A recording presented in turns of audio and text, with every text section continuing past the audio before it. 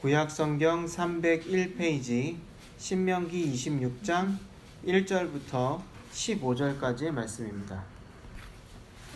오늘의 본문의 상황, 본문의 시점은 어디냐면요, 이스라엘이 약속의 땅 가나안 땅에 들어가서 정착하는 그 초기의 때에 해당이 됩니다. 그러니까 26장 1절 이하의 말씀은 뭐냐면, 이제 약속의 땅에 들어갔습니다.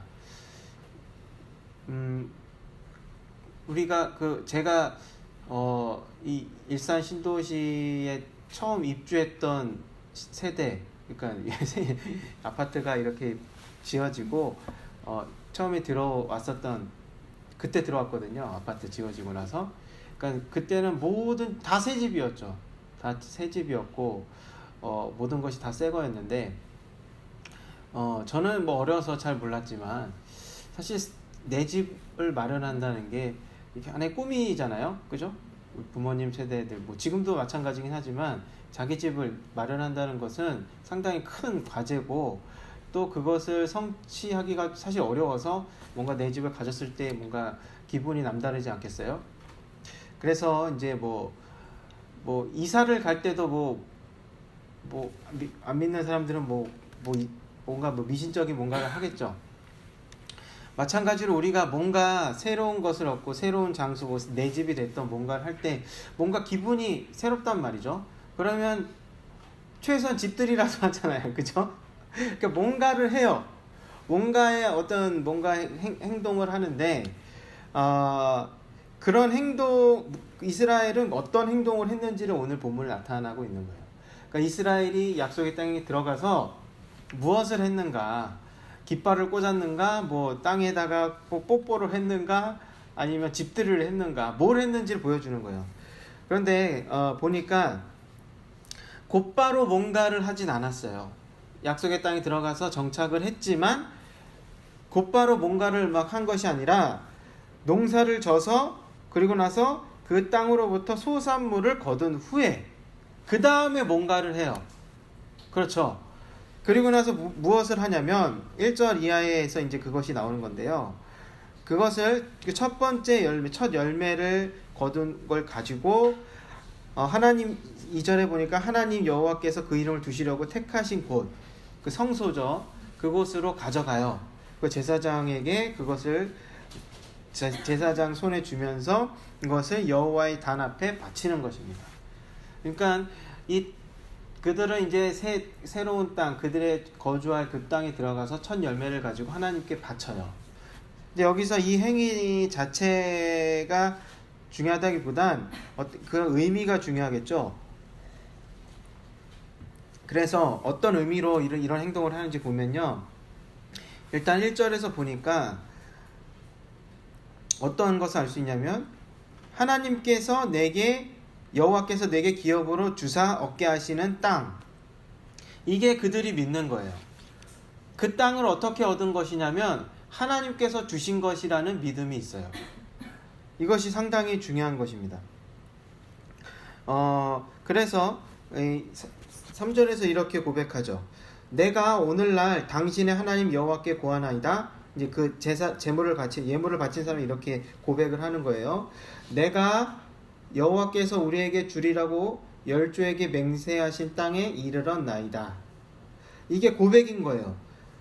내가 하나님께서 우리에게 주리라고 우리 조상들에게 맹세하신 땅에 이르렀습니다.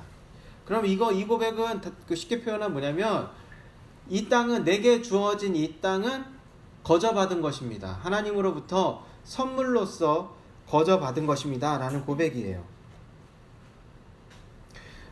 그런데 우리가 이 26장이 이 신명기 전체 구조에서 어느 부분에 있는지 생각해 보면요, 12장부터 26장까지가 율법에 관련된, 그러니까 법전에 해당이 되는 부분이에요. 그러니까 26장은 그 신명기 법전의 마지막 부분이라고 할 수 있어요. 그리고 이 마지막 부분에서 다루는 주제가 뭐냐면 바로 감사라는 거예요. 감사. 결국 하나님께서 약속하신 그 땅에 들어가서 그냥 막 들어가자마자 흥분해서 뭔가 축제를 벌인 것이 아니라 그 땅으로부터 얻은 열매를 가지고 나서 그것을 하나님께 가져온 거예요. 그리고 나서 감사합니다. 왜 감사하냐면 하나님께서 제게 선물로 주셔서 제가 이런 것을 얻었습니다 하고 감사함으로 하나님께 드린다는 것이죠. 그러니까 이 예물이라는 것은 분명히 감사함으로 드리는 거예요. 자발적인 것으로 드리는 거죠. 그래서 우리가 이 율법 법전의 마지막 부분에서 이 감사를 이렇게 주제로 말을 하고 있잖아요. 그러니까 이 율법을 전체적으로 볼 때 이 율법이라는 것은 뭐냐면 복을 주시기 위한 수단인 거예요. 그 약속의 땅에 들어가서 이 약속의 땅이 별명이 있잖아요. 젖과 꿀이 흐르는 땅. 그리고 이들은 노예였던 사람들인데 그 땅으로 들어가서 젖과 꿀이 흐르는 땅 하나님께 주셨어요. 젖과 꿀이 흐른다는 표현은 문자 그대로 막 우유가 막 샘으로 넘치고 이런 게 아니라 풍족하다는 거예요. 풍족한 땅. 사람들이 그 이스라엘이 살기에 정말로 부족함이 없는 그런 땅이라는 거예요. 그 땅을 주셨어요. 그런데 그 땅은 그야말로 뭐냐면 축복의 근원이죠. 그 땅으로부터 그들은 필요한 것을 다 얻게 돼요. 그런데 그 율법은 어떤 기능을 하냐면 그 땅을 영원토록 누리기 위해서 율법이 필요한 거예요. 율법은 뭐냐면 하나님과 하나님의 백성의 사이의 그 언약 관계를 유지시켜 주는 거예요. 그래서 하나님의 백성으로서 무엇을 해야 하고 무엇을 하지 말아야 할지를 가르쳐 주는 게 바로 율법이라는 거예요. 근데 율법의 목적은 결국 땅으로부터 복을 얻게 하려는 것이죠. 그래서 마지막에 26장 율법의 그 법전의 마지막은 바로 이것을 얘기하고 있는 거예요. 율법으로 하여금 율법을 통해서 우리는 하나님께 감사할 수 있는 거예요. 그리고 이제 이 본문을 보면은 또 한 가지 특징을 발견할 수 있는데 뭐냐면 이 예물을 드리는 자가 개인적으로, 그러니까 여기서 보면 내가 한다는 표현이 나오죠. 내가 3절에도 내가 이거 당시 드립니다. 그러니까 주어가 내가 1인칭으로 나타나는 경우가 많아요. 근데 우리가 전체적인 율법을 보면 상당히 이 집단적이란 말이에요. 공동체주의적이에요. 그래서 이 율법을 지켜야 할 책임은 물론 1차적으로는 개인에게 있지만 그것을 유지하고 관리해야 될 책임이 공동체 전체에게 있어요.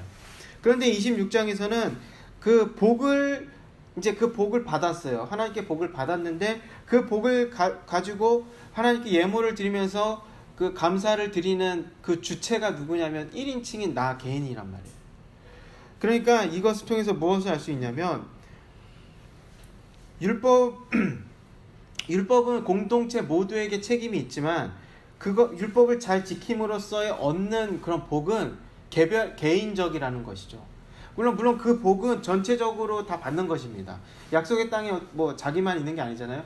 모든 우리 그 형제 이웃 그 모든 그 이스라엘 민족이 거기서 거주하고 이제 복을 얻게 되지만 그것을 감사드리는 대상은 누구냐면 각 개인이라는 거예요.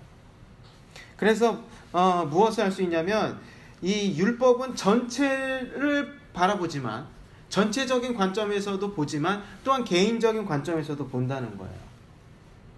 그러니까 우리가 이제 교회를 다니면 저희 교회는 그렇게 수가 많지는 않지만 그런 큰 대형 교회나 이런 데 보면 그 안개 같은 신자들이 있습니다. 안개 같은 신자들. 언제 왔다가 언제 갔는지 모르는 그런 안개와 같은 그런 신자들이 꽤 많아요. 여러 가지 이유에서 그렇게 신앙생활을 하는 분들이 많이 있죠. 그러니까 소속을 두기를 아직 부담스러워 한다든지 그런 분들이 있고 아니면 어떤 부담이나 책임감 이런 것 때문에 그런 게 싫어서 그럴 수도 있고 여러 가지 이유가 있는데 이 하나님의 말씀은 전체를 향하기도 하지만 각 개인을 향하고 있기도 해요. 그렇기 때문에 이 이스라엘 공동체에서는 안개 이스라엘은 있을 수가 없는 거예요. 안개와 같은. 그러니까 예배를 드릴 때 늘 맨 뒷자리에 앉았다가 그 다음에 예배 끝나자마자 축도할 때 바로 뒤로 빠져나가는 그런 신앙적인 그런 태도는 있기 어려운 것이죠. 하나님의 말씀은 교회 전체를 향하고 있지만 또 각 개인을 향하고 있는 것입니다. 그리고 5절 이하에서 보면은 이제 그 사람이 이제 제사장 앞에 가서 첫 예물을 드리면서 무엇을 하냐면 일종의 신앙 고백을 해요. 그러니까 이 신앙 고백이라는 것은 우리가 이제 예배 때 사도신경을 이렇게 우리가 같이 고백하잖아요. 그죠? 그런 것처럼 이 사람도 뭔가를 이제 고백적으로 뭔가를 얘기하는데 그 내용은 뭐냐면 그들의 역사, 그들의 기억에 관한 것이에요. 그래서 5절에서 이렇게 시작을 합니다. 내 조상은 유리하는 아람 사람이었다 라고 얘기해요. 지금은 이 후손은 지금 가나안 약속의 땅에 들어 정착을 했지만 그들의 조상은 어디서부터 시작되냐면 땅이 없는, 거주할 땅이 없는 유리방황하는 그냥 아람 사람이었다라는 거예요. 이게 한마디로 격세지감을 이제 느낄 수가 있는 것이죠. 우리 조상들은 보면은 이제 소수의 사람이었죠. 그러니까 야곱의 가족까지만 해도 이제 소수의 사람들이었어요. 자기 어느 땅에 정착하지 않고 이렇게 뭐 유목하고 이런 사람들이었는데 이제는 다른 형편이 되었다는 것이죠. 그리고 소수의 사람을 거느리고 애굽으로 내려가서 거기 우거하면서 거기서 어떻게 됐냐면 번성한 민족이 되었어요. 이 번성한 민족이 되었다라는 것은 아브라함에게 주신 약속이 이루어졌다는 것입니다. 아브라함은 자기 자식도 없던 사람이에요. 그런데 하나님은 그에게 약속을 주셨죠. 큰 민족을 이루게 하겠다고, 자기 후손으로요. 근데 그 약속이 애굽에서 이루어진 거예요. 애굽에서 큰 민족을 이루었습니다. 그런데 그래서 애굽은 상당히 특별한 장소이거든요. 그 야곱의 가족의 이 기근으로부터 목숨을 구한 곳이면서 또 아브라함에게 주신 약속이 성취된 번성한 민족을 이루었던 그런 곳이긴 한데 역설적으로 그들의 수가 많아지니까 어떻게 되냐면 애굽 사람들로부터 학대를 받게 돼요. 참 이게 아이러니한 것이죠. 하나님의 약속은 이루어졌는데 오히려 그것이 원인이 돼서 고난을 당한 거예요. 그래서 어떻게 하냐면 7절이 중요해요. 우리가 우리 조상의 하나님 여호와께 부르짖었더니 여호와께서 우리의 음성을 들으시고 우리의 고통과 신고와 압제를 하감하시고 그리고 나서 8절에서 강한 손과 편팔로 애굽에서 이끌어내셨다는 거예요. 이걸 통해 무엇을 할 수 있냐면 하나님께서는 어떤 방식으로 일하시는지를 핵심적으로 보여주는 게 바로 7절과 8절이에요. 뭐냐면 하나님은 하나님의 백성의 부르짖음을 들으신다는 거예요. 하나님은 그런 하나님의 백성의 그런 고통을 받는 소리, 신음소리 이것을 들으시고 하감하시다라는 뜻은 내려다보다 굽어살피다라는 뜻이에요. 그것을 사정을 살피시고 어떻게 하시면 구원하시는 거예요. 이게 하나님께서 일하시는 방식이에요. 이스라엘에게만 이렇게 하신 것이 아니라 그 아벨도 그랬죠. 그 아벨이 죽었을 때 그때 그 부르짖는 소리에 들으시고 그렇겠죠. 그리고 결정적으로 이게 이제 그런 이제 성경 전체에서 그런 하나님의 백성이 부르짖고 하나님의 응답하시고 구원하시는 그런 것이 계속 반복이 되는데 가장 절정이면서 결정적인 게 뭐냐면 바로 예수님께서 십자가에서 못 박히신 사건이에요. 예수님께서 십자가에 못 박히셨는데 그때 예수님은 스스로 죄가 없으셨죠. 그리고 이사야서 53장의 표현에 의하면 예수님은 고난받는 의로운 종이었단 말이죠. 그러니까 대신해서 우리를 대신해서 그 고난을 받는 것이지만 그 예수님은 분명히 하나님으로부터 버림을 받은 것이었어요. 십자가 상에서. 왜냐하면 그 죄값을 치르기 위해서 버림받으신 것이죠. 그런데 하나님께서는 그 고난받는 그 의로운 종의 부르짖음에 응답을 하셨어요. 그 응답을 하셨기 때문에 부활을 한 것이고 그리고 구속을 예수님께서 성취하신 거예요. 이해가 되십니까? 예수님은 의로운 종이었단 말이에요. 그러니까 하나님은 예수님은 하나님의 백성의 대표로서 그 십자가에 못 박히신 거예요. 그런데 하나님의 백성이라고는 하지만 다른 인간들은 죄가 있어서 자기의 죄를 다 감당할 수가 없어요. 그런데 예수님은 죄가 없으신 존재로 이 땅에 오셨죠. 그래서 마리아의 태를 빌려 이 땅에 성육신으로 오신 것이죠. 그래서 인류의 대표로서, 죄 없는 상태로서, 그러니까 희생 제물이 될 수 있는 자격을 갖추셨고, 그래서 인류의 대표로서, 하나님 백성의 대표로서 십자가에 매달려 돌아가셨는데, 십자가에서의 고난은 예수님이 받아야 할 고난은 아니었죠. 왜냐하면 죄가 없으니까. 그런데 그 고난을 받으신 거예요.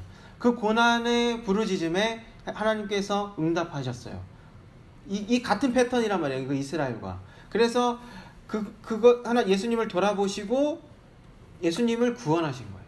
예수님을 구원하셨다는 것은 인류의 대표로서 예수님을 구원하신 것이기 때문에 결국 예수님은 무엇을 얻었냐면 인류의 대표로서, 그러니까 두 번째 아담으로서 구원함을 얻은 거예요.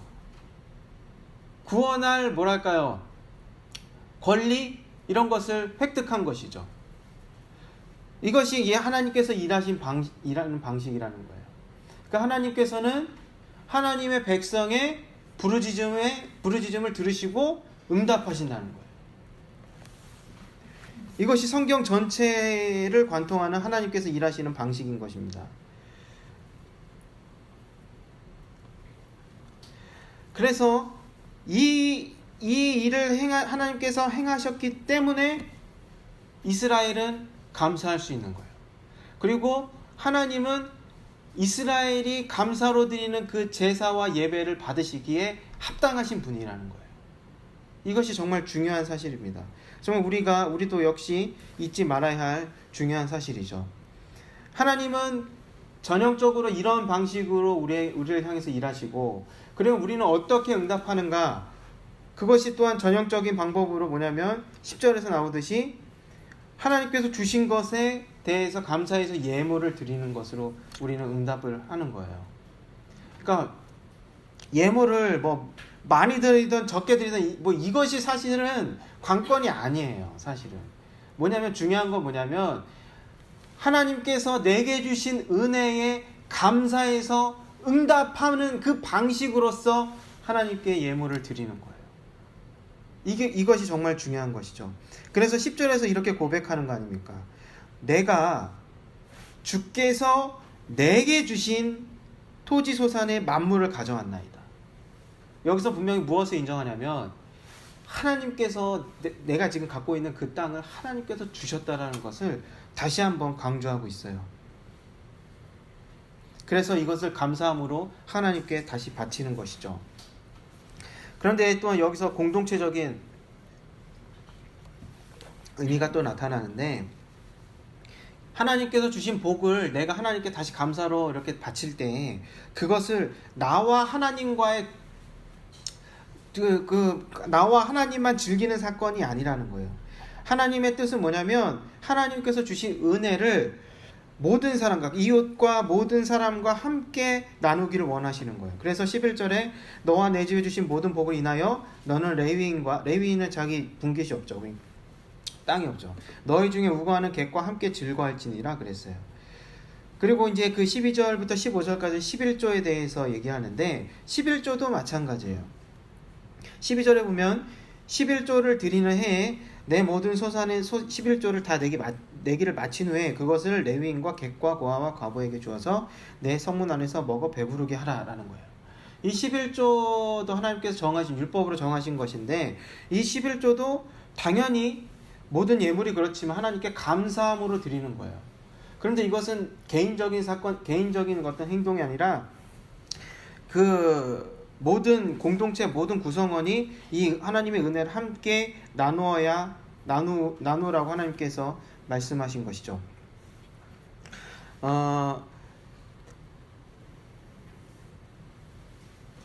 그러니까 또 그리고 15절을 보면요. 15절을 보면 이렇게 얘기해요. 원컨대, 그러니까 기도죠. 기도인데 이런 기도를 하는 거예요. 원컨대 주의 거룩한 처소 하늘에서 하감하시고 주의 백성 이스라엘에게 복을 주시며 우리 열조에게 맹세하여 우리에게 주신 바 젖과 꿀이 흐르는 땅에 복을 내리소서 할지니라. 이거 기도하라고 시킨 거예요. 무엇을 기도하라고 시켰냐면은 우리가 딛고 있는 이 땅에 복을 주세요라고 기도를 하라고 시키는 거예요. 그러니까 이 기도는 어떤 의미일까요? 그러니까 분명 이 11조를 드리는 이유가 하나님께서 내게 주신 은혜에 감사해서, 내게 주신 복에 감사해서 그 응답함으로 드리는 거잖아요. 그런데 또 어떤 기도를 하라고 하냐면 땅에 복을 주시라고, 땅에 복을 내려달라고 기도를 하라는 거예요. 그러니까 뒤에 이제 하는 그 기도는 믿음이 부족해서 하는 기도가 아닌 거예요. 이들은 농사가 뭐 흉년이든 풍년이든 간에 모든 것이 하나님으로부터 왔고 하나님께서 내게 내 필요를 채워주시는 분이라는 그런 믿음을 갖고 있고 그것을 신앙 고백하는 사람들이에요. 그렇지만 또한 동시에 무엇을 기도하냐면 땅에 복을 내려달라고 기도를 해요. 이것은 내가 하나님의 말씀을, 내 필요를 채워주시지 않을까봐 걱정해서 하는 그런 기도가 아니라 오히려 이렇게 생각하시면 돼요. 하나님께서 주시는 복은 그냥 기계적으로 하나님께서 복을 주시는 건 아니라는 거예요. 하나님은 그냥 하나님이라는 시스템이 있는 게 아니라는 거죠. 하나님이라는 시스템이 때와 뭐에 맞춰서 복이 따박따박 내려오는 그런 방식으로 하나님이 복을 주시는 게 아니에요.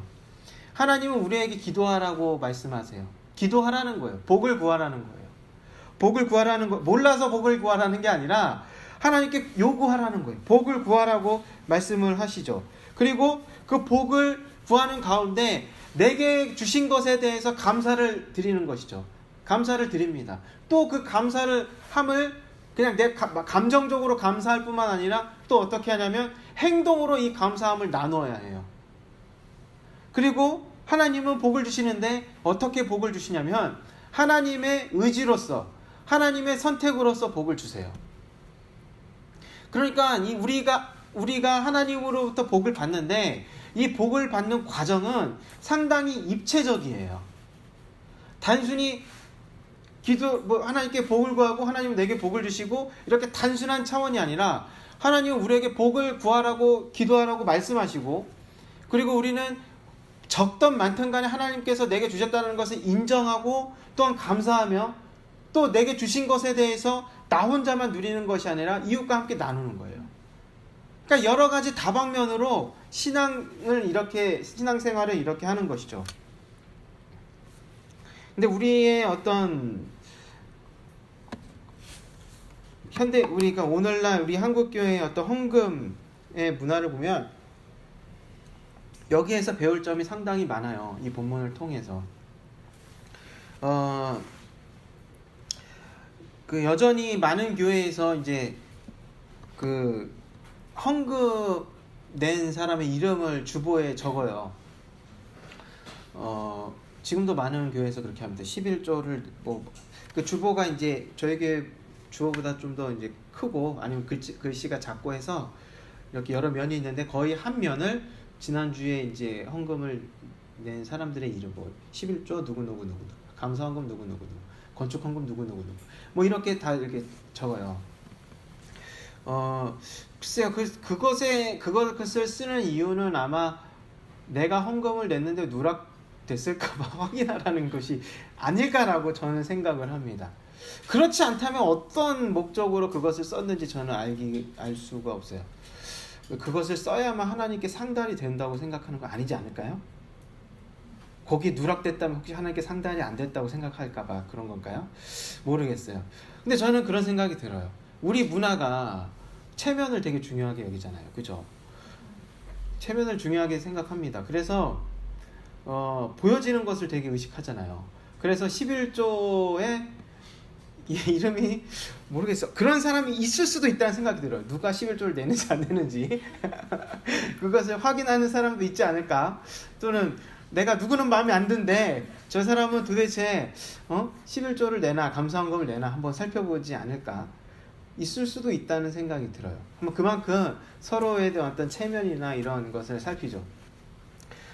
이 헌금이라는 게 이 본문을 통해서 보면은 뭐 액수의 적고 많음이 중요한 것이 아니라 감사가 중요한 것이거든요. 그런데 우리 교회 문화에서는 이 체면이 상당히 중요해요. 헌금을 낼 때.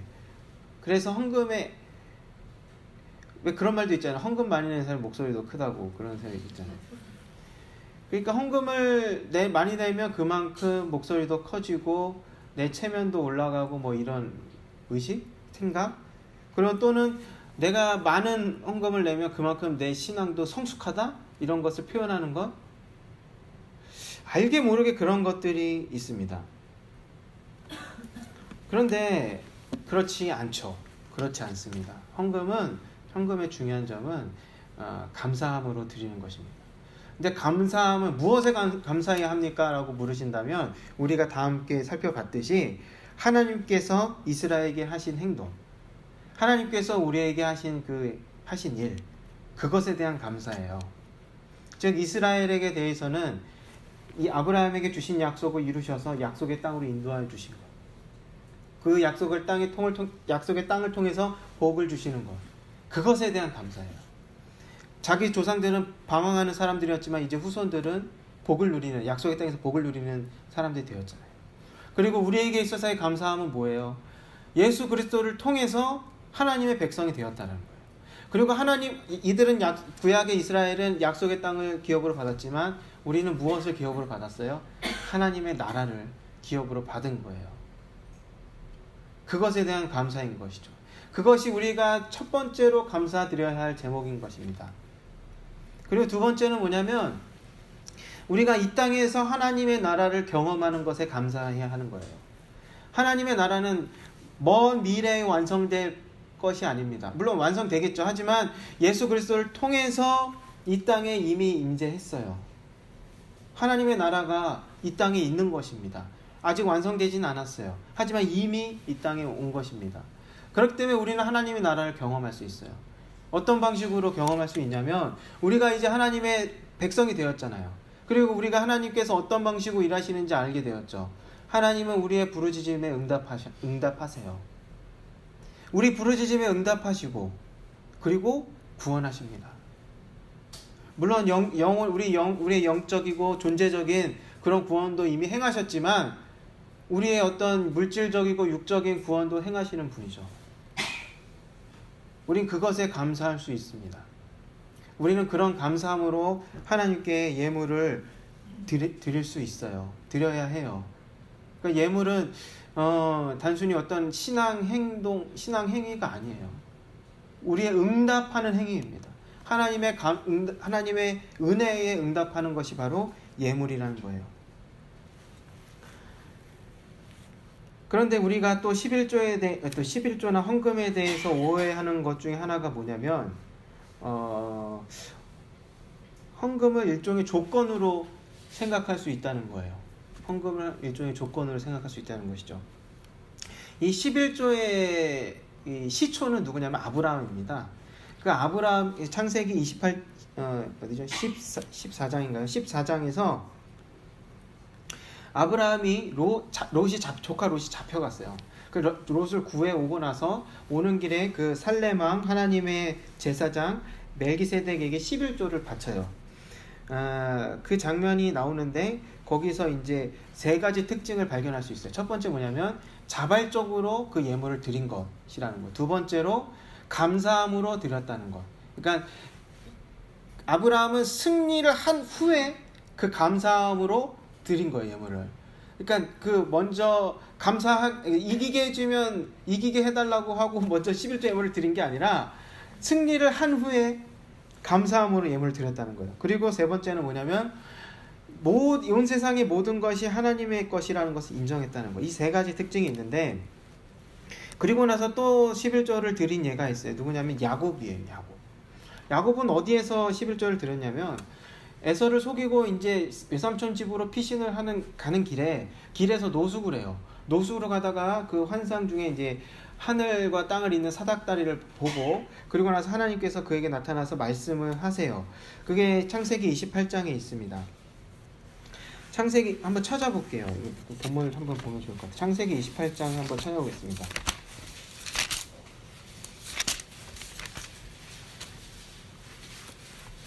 13절부터 볼게요. 창세기 28장 13절입니다. 41페이지에 있어요. 구약성경. 제가 한번 읽어보겠습니다. 또 본즉 여호와께서 그 위에 서서 가라사대 나는 여호와니 너의 조부 아브라함의 하나님이요 이삭의 하나님이라. 너 놓은 땅을 내가 너와 내 자손에게 주리니 내 자손이 땅의 티끌같이 되어서 동서남북에 편만할지며 땅의 모든 족속이 너와 내 자손을 인하여 복을 얻으리라. 내가 너와 함께 있어 내가 어디로 가든지 너를 지키며 너를 이끌어 이 땅으로 돌아오게 할지라.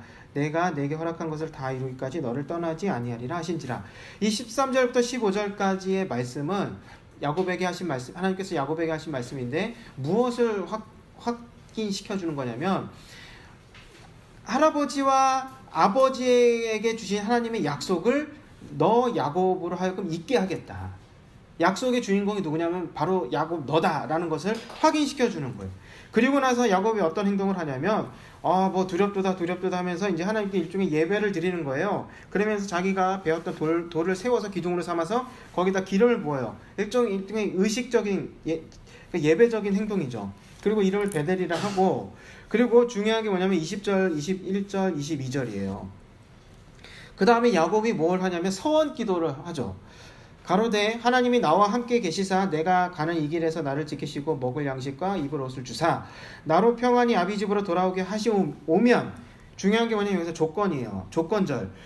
하시오면, 만약 나를 아버지의 집으로 돌아오게 하신다면 여호와께서 나의 하나님 되실 것이요 내가 기둥으로 세운 이 돌이 하나님의 전이 될 것이요 하나님께서 내게 주신 모든 것에서 10분의 1을 내가 반드시 하나님께 드리겠나이다 하였더라. 그러니까 이것이 야곱이 좀 삐딱하거나 신앙의 태도가 불량해서 이렇게 기도를 했다라고 보는 사람도 있어요. 그런데 그렇게 보기에는 문맥의 흐름이 좀 어색합니다. 왜냐하면 야곱의 서원 기도 내용이 뭐냐면 13절부터 15절께서 기록되어 있는 하나님의 약속과 그것을 반복하는 거란 말이죠. 야곱이 뭘 서원 기도하냐면 하나님께서 자기에게 말씀하신 것을 서원 기도로 다시 반복을 하는 거예요. 근데 서원이라는 것은 뭐냐면 구약에서 서원 기도는 주로 어떤 상황에서 이 서원 기도를 하냐면 고난 중에는 아주 위급한 상황에 있을 때 서원 기도를 해요. 그건 상당히 진지한 것입니다. 하나님 이렇게 해주시면 내가 무엇을 하겠습니까? 내게 승리를 주시면 내가 무엇을 하겠습니다 라고 이제 한마디로 이제 약속을 하는 것인데, 그래서 이 야곱도 지금 위급한 상황에 있는 거죠. 고난 중에 있는 것이죠. 지금 집을 완전히 쫓겨나서 이제 그 외삼촌 집으로 가는데 참으로 막막하지 않겠습니까? 그런데 하나님께서 이런 약속의 말씀을 주셨고, 그 할아버지와 아버지에게 주신 약속의 주인공이 바로 너다라고 말씀하시면서 너를 돌아오게 하겠다라고 15절에서 말씀하셨죠. 그리고 너를 떠나지 않겠다라고 말씀하셨어요. 너와 함께 하겠다고. 그래서 야곱이 그것을 자기 입으로 서원 기도를 반복하는 거예요. 그러면 21절에서 나로 평안히 아비 집으로 돌아가게 하시오면, 이거는 하나님의 말씀을 못 믿는 거예요. 만약에 야곱이 못 믿어서 조건적으로 얘기했다면 그건 문맥상 되게 어색해요, 사실. 그런데 사실 이 구조상 보면 뭐냐면 야곱이 하나님의 말씀을 자기 입으로 반복하는 것이거든요. 그럼 뭐냐면 이것은 의심의 행동이라기보다는 오히려 하나님을 믿는 행동이라고 볼 수가 있는 거예요.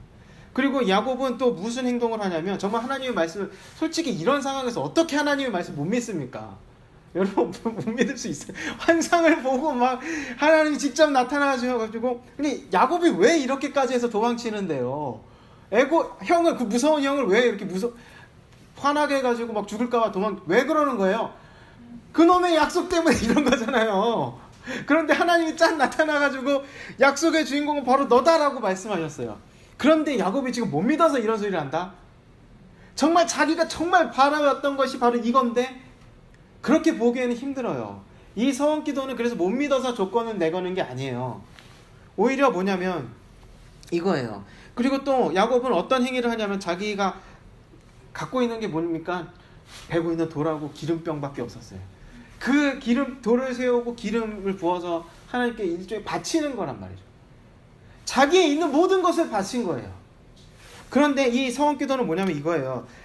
하나님께서 돌아오시겠다고 해주시겠다고 하니까 내가 돌아오게 되면 내가 내게 주신 모든 것에서, 그러니까 내게 이 돌이 하나님의 전이 되고 내게 주신 모든 것에서 10분의 1을 하나님께 반드시 드리겠나이다. 근데 이 행동은 누가 했던 행동이냐면 야곱의 할아버지가 했던 행동이거든요. 야곱의 할아버지가 11조를 드렸어요. 하나님의 은혜에 감사해서 하나님 것을 인정하면서 이 11조를 드린 거예요. 그러니까 야곱도 똑같이 하는 거예요. 다만 지금은 이루어지진 않았죠. 그래서 나중에 이루어진다면 그렇게 하겠습니다 라는 서원의 기도를 하는 거예요. 그러므로 이걸 통해서 알 수 있는 거냐면, 우리가 하나님께 드리는 예물은 하나님과의 거래의 수단이 된다거나 조건이 될 수 없어요. 조건이 될 수 없어요. 뭐 하나님이 두꺼비도 아니고 헌집 주면 새집 주는 분이 아니잖아요. 하나님은 지난주 말씀드렸지만 전능하신 분입니다. 무엇을 필요로 하거나 요구하는 분이 아니에요. 충만하신 분이에요. 우리의 믿음을 더 키우려고 뭐 그럴 분이 아니죠. 그런 방식으로 일하시지도 않으세요. 그래서 헌금은 우리의 조건이 될 수 없어요. 헌금은 우리의 감사의 응답으로서 드리는 것입니다. 결국 뭐냐면 우리는 감사에 감사에 관심을 가져야겠죠. 저도 계속 이 본문을 준비하면서 결국은 뭐냐면 내가 감사할 수 있는가, 내가 무엇에 감사할 수 있는가 하고 자문할 수밖에 없었어요. 헌금은 물론 매주 드리고 11조도 드리고 합니다. 그것은 늘 해왔어요. 어릴 때부터 해왔어요. 그리고 그거 떼먹으면 상당히 큰 일로 생각하고 항상 열심히 해왔어요. 그런데 더 중요한 건 뭐냐면 바로 감사였던 거예요. 감사입니다. 내게 주신 것을 인정해서 11조를 드리는 것, 그런 의미 분명히 있습니다. 11조는 기독교에서만 사용되는 것이 아니라 고대 근동에서 다 사용되고, 지금 우리 부가세도 11조잖아요. 그죠? 11조는 세금의 어떤 하나의 평범한 방식이었어요. 세금을 부과하는 방식이었어요. 그것은 인정한다는 거예요. 뭘 인정하냐면 내가 국민이라는 것을 인정한다는 거예요. 내 국민으로서 나라가 나를 지켜주고 보호하고 뭔가 일을 한다는 것을 인정하기 때문에 주는 것이죠. 마찬가지로 하나님, 내가 갖고 있는 모든 것이 하나님으로부터 왔다는 것을 인정하는 차원에서 10분의 1을 드리는 것도 맞아요. 그런데 우리는 그것이 아니라 그것보다 더 중요한 어떤 동기가 뭐냐면 감사가 되어야 돼요. 그리고 마지막으로 말씀드리고 싶은 건 뭐냐면 11조는 예수 그리스도 이후에는 법이 아니에요. 예수 그리스도 이전에는 뭐냐면 율법이었습니다. 그렇지만 율법은 예수 그리스도를 통해서 완성이 되었어요. 그 이후에는 뭐냐면 우리가 11조라고 드리는 거 뭐냐면 11조는 일종의 하나의 잣대가 된 거예요. 헌금의 잣대. 사실 헌금은 기준이 없어요. 그렇죠. 우리가 전통적으로 11조를 하나의 헌금의 잣대로서 그렇게 사용하는 것 뿐이에요. 우리는 그 이상을 드려도 손해보는 거 아닙니다. 우리가 감사하다, 모든 예물이 감사헌금이고 11조는 하나의 틀 같은 역할을 하는 것 뿐이지 10분의 2를 드리던 3을 드리던 4를 드리던 우리가 감사함으로 얼마든지 하나님께 헌금을 드릴 수가 있어요. 그렇기 때문에 중요한 것은 우리가 하나님께 드리는 감사라는 것입니다.